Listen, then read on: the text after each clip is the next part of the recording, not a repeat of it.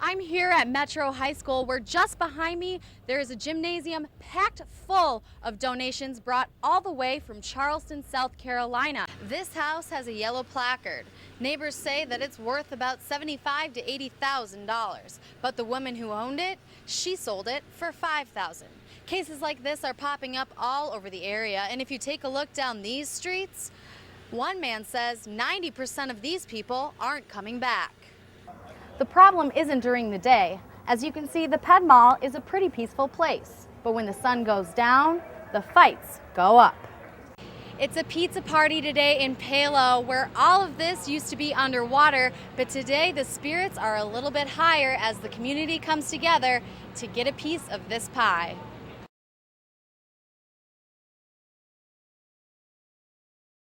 We begin with breaking news out of Cedar Rapids. What was earlier this morning a raging house fire in the Time Check neighborhood. Fire crews rushed to the scene about 2:30 this morning. The house at the corner of 2nd Street Northwest and K Avenue.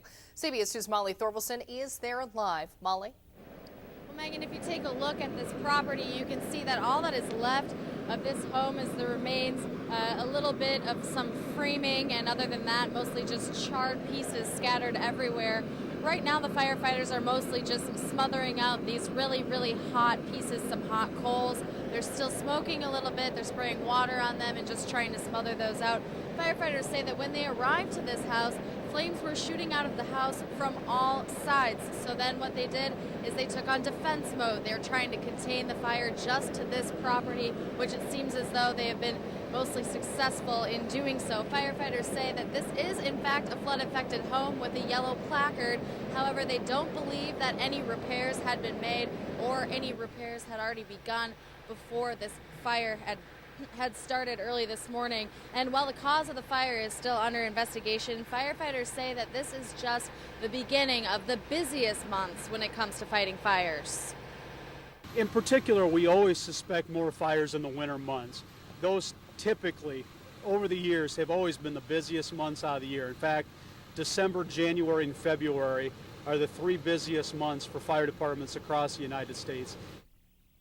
Greg Bulow says that information should be a friendly reminder to get your furnace checked before this winter. Also make sure that you unplug any appliances like space heaters before you leave your home. Now back to this, there are no reported injuries here on this fire as far as we know, but as you can tell, the structure looks like it is a total loss. Stay with your breaking news source, KGAN. Live in Cedar Rapids, Molly Thorvaldson, CBS 2 News. All right, thank you very much, Molly.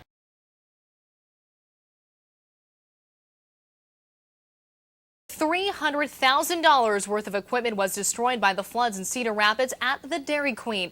And even more costs are going into building the structure. CBS 2's Molly Thorvaldson takes us on an inside look of what's left and where to go from here.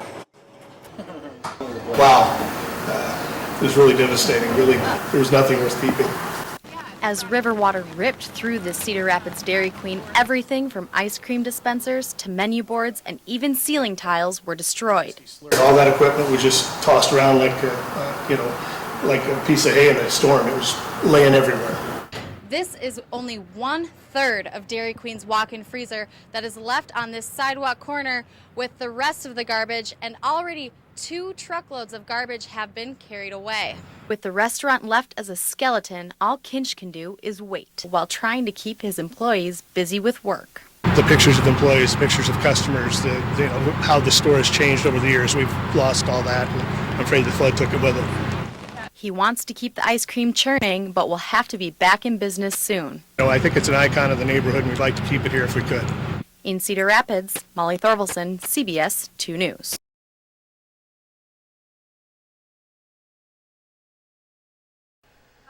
There's bellowing smoke on both vehicles and just carnage. It started out a beautiful day. And when I walked out to my car this morning, I thought, boy, is this a beautiful day. And unfortunately, 2 people are dead, and that kind of dampens the day. A white van, charred and nearly flattened from the accident, was traveling the wrong way in southbound lanes of Interstate 380 near Brandon when it slammed head-on into a car. Witnesses say the van was moving fast. He said 100 mile an hour going the wrong way and hit that white car, and it just exploded. Police say the van then went airborne, burst into flames, and hit a semi-trailer. Both of the drivers in the cars that collided were killed. The driver of the car, 35-year-old Kerry McGill of Jessup, police say the driver of the van could not be identified at the scene, but they believe he's a man from the Cedar Rapids area. It was an emotional day for all who watched it happen. What do you think you're going to take with you after this? A memory and prayer for those that didn't make it. In Buchanan County, Molly Thorvalson, CBS 2 News.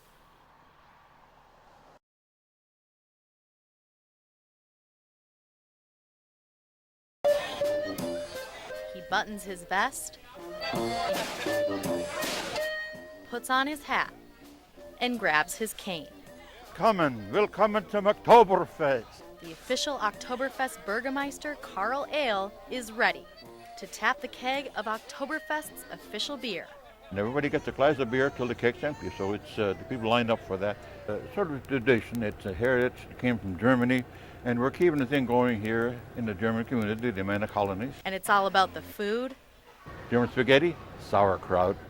the events, We have some great bands coming from Chicago and Wisconsin. the people, People gather from miles around to come here because they enjoy coming here and relaxing. and of course, Laura Wood's favorite part. I'd have to say the beer.